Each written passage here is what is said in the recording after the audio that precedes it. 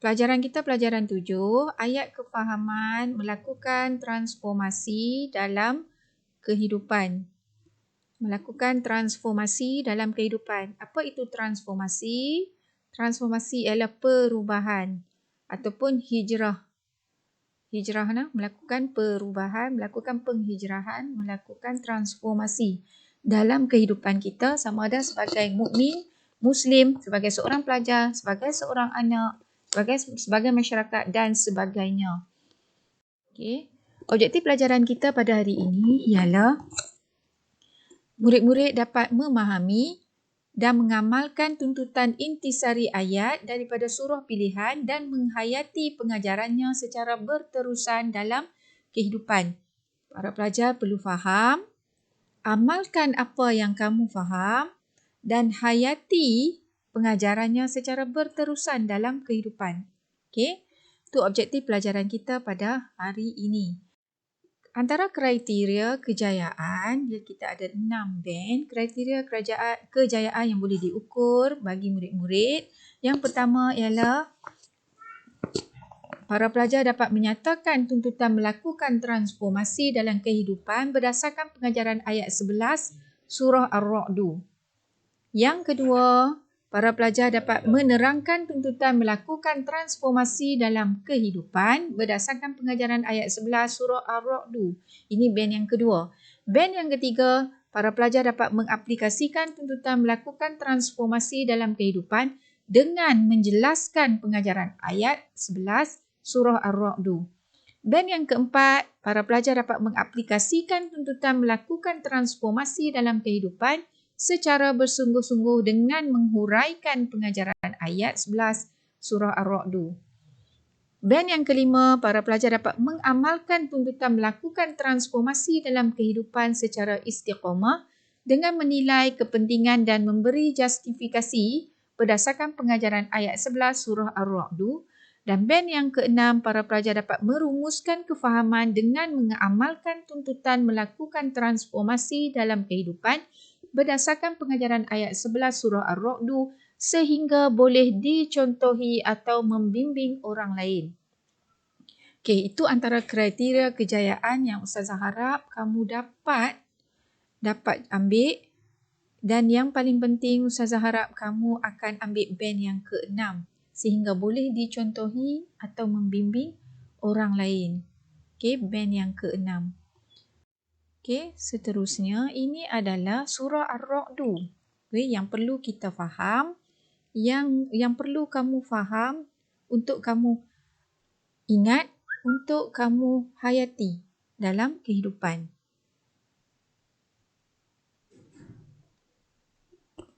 أعوذ بالله من الشيطان الرجيم له معقبات من بين يديه ومن خلفه يحفظونه من أمر الله إن الله لا يغير ما بقوم حتى يغيروا ما بأنفسهم وإذا أراد الله بقوم سوءا فلا مرد له وما لهم من دونه من وال.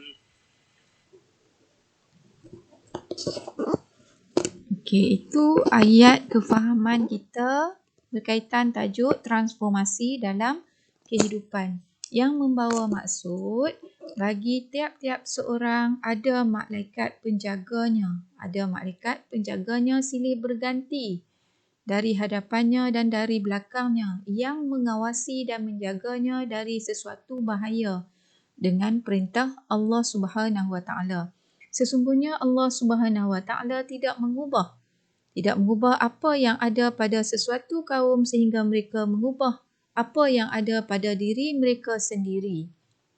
Okay, dan apabila Allah menghendaki untuk menimpakan kepada sesuatu kaum bala bencana disebabkan kesalahan mereka sendiri, maka tiada sesiapa pun yang dapat menolak atau menahan apa yang ditetapkannya itu. dan tidak ada sesiapa pun yang dapat menolong dan melindungi mereka selain darinya.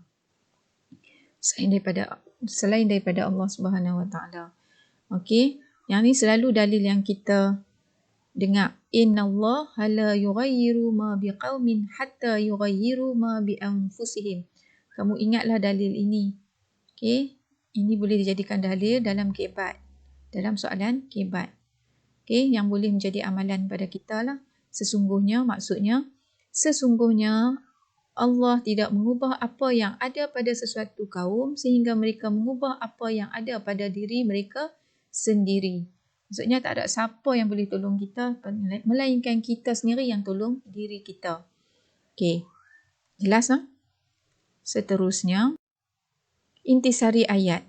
Intisari ayat tadi surah Ar-Ra'd ayat 11. Yang pertama, intisari ayat, Allah memerintahkan para malaikat supaya mengawasi manusia setiap waktu sama ada siang hari atau di malam hari, termasuk menjaga manusia daripada ditimpa bahaya. Okey, ni intisari yang pertama. Nak memulakan intisari dalam periksa nanti, dalam peperiksaan, dalam ujian, nak menjawab soalan intisari, kamu kena mulakan dengan Allah Subhanahu Wa Taala. Allah Subhanahu Wa Taala. Allah Subhanahu Wa Taala. Kenapa? Kerana intisari ayat. Ayat Al-Quran adalah kalam Allah, kata-kata Allah. Oleh itu, kamu kena mulakan ayat intisari dengan Allah. Allah Subhanahu Wa Taala memerintahkan. Allah Subhanahu Wa Taala menjelaskan. Allah Subhanahu Wa Taala macam-macam lah, menerangkan, memerihalkan. Okey, kata tugas yang boleh kamu gunakan. Bergantung kepada kesesuaian intisari ayat lah. Okey, intisari yang kedua berkaitan dengan surah Ar-Ra'd. Okey, ayat 11. Allah Subhanahu Wa Taala menjelaskan bahawa sebahagian para malaikat ditugaskan untuk mencatat segala amal kebaikan dan buruk, amal baik dan buruk manusia. Okey, ini tugas malaikat yang kedua. Yang pertama, Allah nyatakan tadi mengawasi manusia. Tak kiralah pada waktu siang ataupun malam. Okey. Yang kedua, Allah menyatakan lagi tentang tugas malaikat. Tugas malaikat iaitu mencatat segala amal, sama ada baik atau buruk setiap manusia. Intisari yang ketiga, Allah Subhanahu Wa Taala tidak akan mengubah keadaan sesuatu kaum itu, malah akan menarik nikmat yang ada pada mereka sehingga mereka mengubahnya sendiri. Okey, kita kena ubah sendiri, kena usaha, kena ikhtiar untuk mengubah keadaan situasi semasa diri kita daripada kurang baik kepada baik, daripada baik kepada yang lebih baik. Itulah tujuan kita hidup di dunia. Okey.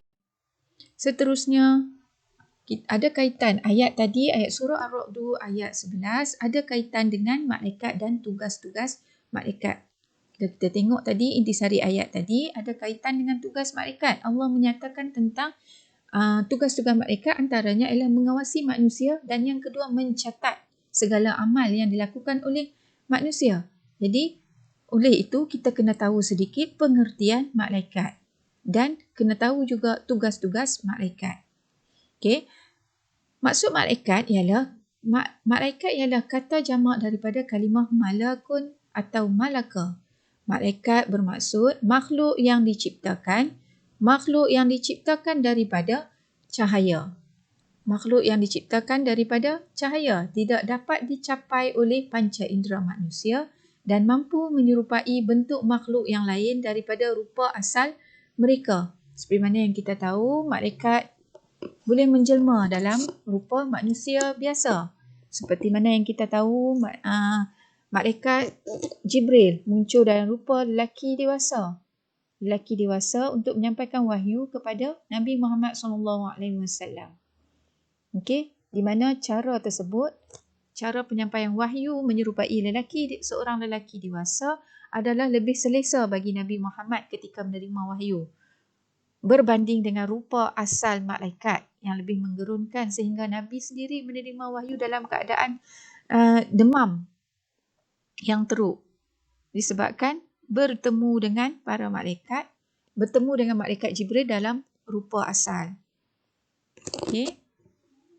Allah berfirman dalam surah Maryam ayat 17 yang membawa maksud, kemudian Maryam membuat dinding untuk melindungi dirinya dari mereka, maka kami hantarkan kepadanya roh dari kami, lalu ia menyamar diri kepadanya sebagai seorang lelaki yang sempurna bentuk kejadiannya.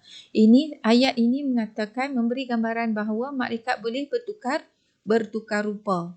Inilah dalil yang menyatakan bahawa malaikat boleh bertukar rupa menyerupai bentuk makhluk yang lain daripada rupa asal malaikat itu sendiri. Okey, kita tengok tadi kita tahu maksud malaikat. Sekarang kita tengok pula tugas-tugas malaikat. Tugas-tugas malaikat. Malaikat hanya menuruti segala perintah Allah. Hanya menuruti segala perintah Allah Subhanahu Wa Taala. Berikut adalah contoh-contoh tugas malaikat berdasarkan dalil ayat Al-Quran. Okey, yang pertama, bertasbih kepada Allah. Tugas malaikat yang pertama, bertasbih kepada Allah. Hal ini berdasarkan dalil surah Al-A'raf ayat 206 yang membawa maksud, sesungguhnya malaikat yang ada di sisi Tuhanmu tidak bersikap angkuh iaitu ingkar daripada beribadah kepadanya, dan mereka pula bertasbih baginya, dan kepadanya lah jua mereka sujud. Okey. Mereka pula bertasbih baginya. Ini adalah dalil bahawa malaikat juga bertasbih kepada Allah.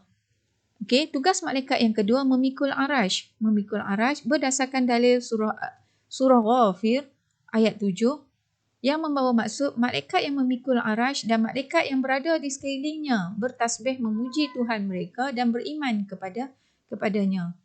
Okey. Dalil yang mengatakan bahawa malaikat memikul arash. Seterusnya, tugas malaikat menyeksa penghuni neraka berdasarkan dalil surah At-Tahrim ayat 6 yang membawa maksud, wahai orang yang beriman, peliharalah diri kamu dan keluarga kamu dari neraka dan bahan-bahan bakarnya. Dan bahan-bahan bakarnya adalah manusia dan batu. Neraka itu dijaga dan dikawal oleh malaikat. Yang kasar tindakannya lagi bengis. Mereka tidak menerhaka kepada Allah dalam segala yang diperintahkannya kepada mereka, dan mereka pula tetap melakukan segala yang diperintahkan. Okay, ini adalah dalil yang mengatakan bahawa malaikat ditugaskan sebagai menyeksa penghuni neraka. Yang seterusnya, malaikat juga bertugas menyampaikan wahyu kepada Rasulullah SAW. Seperti mana yang kita tahu, malaikat yang menyampaikan wahyu iaitu malaikat Jibril. Malaikat Jibril alaihi salam. Okey, ini berdasarkan dalil surah Asy-Syu'ara ayat 192 hingga 194 yang membawa maksud bahawa sesungguhnya Allah yang di antara isinya kisah-kisah yang tersebut adalah diturunkan oleh Allah Tuhan sekalian alam. Okey, sesungguhnya Al-Quran, apa yang terkandung di dalam Al-Quran, kisah-kisah yang terkandung di dalam Al-Quran itu diturunkan oleh Allah, iaitu Tuhan sekalian alam. Ia dibawa turun oleh malaikat Jibril yang amanah. Okey, malaikat Jibril yang amanah. Okey, ke dalam hatimu supaya engkau iaitu wahai Nabi Muhammad menjadi seorang dari pemberi-pemberi ajaran dan amaran kepada umat manusia. Okey, yang terakhir tugas malaikat adalah memberi salam kepada ahli syurga. Berdasarkan surah Az-Zumar ayat 73 yang membawa maksud, dan orang yang bertakwa kepada Tuhan mereka akan dibawa ke syurga dengan berpasuk-pasukan, sehingga apabila mereka sampai ke syurga yang pintu-pintunya sedia terbuka dan penjaga-penjaganya mengalu-alukan mereka dengan kata-kata, salam sejahtera kepada kamu, berbahagialah kamu, maka silalah masuk ke dalam syurga dengan keadaan tinggal kekal di dalamnya. Lalu mereka pun masuk ke dalam syurga. Okey, ini tugas dan peranan malaikat memberi salam kepada ahli syurga berdasarkan dalil surah Az-Zumar. Okey, berdasarkan ayat innallaha la yughayyiru ma biqaumin hatta yughayyiru ma bi anfusihim. Okey, antara perubahan-perubahan yang perlu dilakukan adalah yang pertama, kita perlulah memulakan perubahan pada diri sendiri. Mulakan perubahan pada diri sendiri. Lepas itulah Ustazah nak kamu capai band yang ke-6 tu. Mulakan perubahan dengan diri sendiri, kemudian boleh dicontohi dan dibimbing oleh orang dan membimbing orang lain. Boleh dicontohi dan boleh membimbing orang lain. Okey, yang kedua, kamu kena mulakan perubahan secara perlahan-lahan. Mula-mula dengan diri sendiri, lepas tu secara perlahan-lahan daripada yang walaupun benda tu sukar, kita kena mulakan secara perlahan-lahan sehinggalah ia sebati dalam hidup kita. Lepas tu tidak bertangguh-tangguh. Perubahan yang kita hendak lakukan itu jangan bertangguh-tangguh. Aku nak rajin, saya nak rajin, nak bersungguh-sungguh, tahun ni nak SPM, nak siapkan tugasan lebih awal. So, janganlah bertangguh-tangguh. Ada masa kita buat. Okey, kalau kita bertangguh-tangguh, lama kelamaan kita akan menjadi semakin malas. Okey, yang seterusnya, perubahan yang seterusnya kena berusaha untuk berubah dengan niat yang ikhlas. Berusaha berubah dengan niat yang ikhlas. Mesti kena ikhlas untuk berubah. Baru kita tidak rasa benda itu berat bagi kita. Dan yang terakhir, apabila kita berjaya melakukan perubahan pada diri kita, kamu kena ulang perubahan itu berulang kali sehinggalah ia menjadi sebati dalam diri kita. Barulah kita menjadi satu amalan pada kita. Okey. Seterusnya, nak berubah, nak melakukan transformasi dalam kehidupan, kita kena ada usaha, kena ada ikhtiar. Kena ada usaha, kena ikhtiar. Kita tak boleh sahaja berdoa, ya Allah, aku nak berubah, aku tak mau lagi malas. Ya Allah, aku nak rajin. Ya Allah, aku nak berjaya. Tapi kita tak buat apa-apa usaha. Kita tidak berikhtiar melakukan apa-apa. So, itu tidak boleh. Okey? Kita kena usaha, kita kena ikhtiar. Antara kepentingan, kebaikan, kelebihan kita usaha dan ikhtiar untuk melakukan perubahan dalam kehidupan. Yang pertama, dapat menzahirkan rasa syukur. Okey, dapat menzahirkan rasa syukur. Okey, dapat menzahirkan rasa syukur. Yang kedua, elak timbul daripada sifat asa putus asa. Mengelakkan daripada timbulnya sifat berputus asa dalam diri ketika kita melakukan perubahan. Okey, kepentingan kita usaha dan ikhtiar lagi. Dapat meningkatkan ekonomi negara. Dapat meningkatkan ekonomi negara. Yang seterusnya dapat mewujudkan kelompok masyarakat yang saling bantu-membantu. Dan yang terakhir dapat meningkatkan taraf hidup manusia. Dapat meningkatkan taraf kehidupan manusia. Itu antara kepentingan kita usaha dan ikhtiar dalam melakukan transformasi dalam hidup. Okey, antara strategi dan usaha terbaik untuk meningkatkan kualiti hidup. Strategi yang boleh kita gunakan untuk melakukan transformasi dengan lebih baik. Yang pertama ialah kita kena berdoa. Okey, kita kena berdoa kepada Allah, mohon bantuan, mohon pertolongan daripada Allah agar Allah mengubah diri kita ke arah yang lebih baik. Di samping kita berusaha, bukan hanya berdoa, kena berusaha dan bertawakal. Yang seterusnya, strategi yang boleh kita lakukan ialah mulakan dengan perubahan yang ringan dahulu. Mulakan dengan perubahan yang ringan dahulu bersesuaian dengan kemampuan yang kita ada. Melakukan sesuatu pekerjaan dengan bersungguh-sungguh. Okey, buat dengan bersungguh-sungguh. Lakukan transformasi, lakukan penghijrahan kita, lakukan perubahan kita itu dengan bersungguh-sungguh, bukan buat sambil lewa. Okey. Yang seterusnya, bertaubat dengan memohon keampunan daripada Allah dan berazam untuk meninggalkan dosa-dosa yang telah kita lakukan. Okey, transformasi, perubahan, dia ada kaitan daripada yang buruk kepada yang baik. Dulu dosa, kita nak tinggalkan segala dosa. Sebab itulah kita kena bertaubat. Bertaubat, mohon ampun daripada Allah. Barulah kita lakukan perubahan itu dengan sebaik mungkin. Dan yang terakhir ialah kena istiqamah. Okey, istiqamah iaitu berterusan dalam melakukan kebaikan. Kita dah berubah, kita dah melakukan transformasi, kita dah berhijrah daripada yang kurang baik kepada yang baik. Okey, jadi kita kena istiqamah melakukan kebaikan yang kita buat. Itu antara strateginya. Okey, sebagai kesimpulannya, pengajaran ayat yang boleh kita ambil daripada surah Ar-Ra'du tadi, ayat 11, apa yang kita dapat hasilnya ialah kita hendaklah mengubah nasib diri kita sendiri. Kita hendaklah mengubah nasib diri kita sendiri. Okey, yang kedua, hendaklah meyakini bahawa tiada tempat untuk memohon pertolongan ketika ditimpa bencana. Okey, hendaklah meyakini bahawa tiada tempat untuk memohon pertolongan.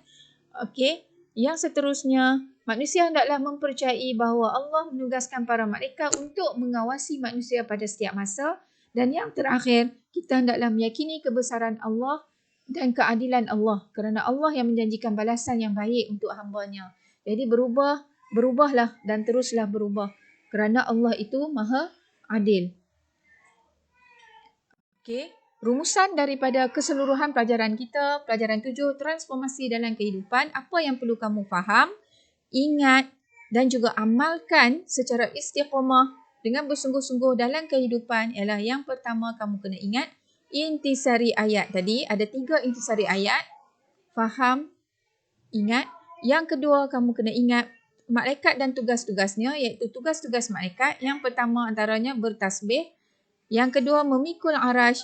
Yang ketiga seksa penghuni neraka. Yang keempat sampaikan wahyu. Dan yang kelima memberi salam kepada ahli syurga. Kelima-lima tugas malaikat ini kamu perlu ingat beserta dengan dalilnya. Beserta dengan dalil. Okey. Agenda perubahan. Yang perlu kamu ingat agenda perubahan. Pertama, mulakan dengan diri sendiri secara perlahan-lahan. Jangan bertangguh. Kena ikhlas dan istiqamah. Okey.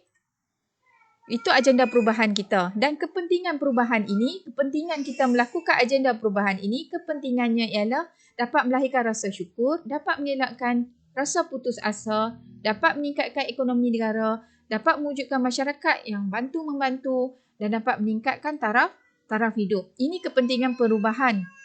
Okey, kepentingan kita melakukan agenda perubahan tadi. Ini kepentingannya. Antara strategi untuk kita istiqamah, antara strategi untuk kita kekalkan transformasi dalam kehidupan kita, yang pertama, strategi dan usaha yang boleh kita lakukan, yang pertama kena berdoa. Mulakan yang ringan secara bersungguh-sungguh, bertaubat atas segala dosa yang telah kita lakukan dan istiqamah. Okey, itu antara strategi dan usaha. Ini adalah nota padat, nota ringkas dalam satu muka surat.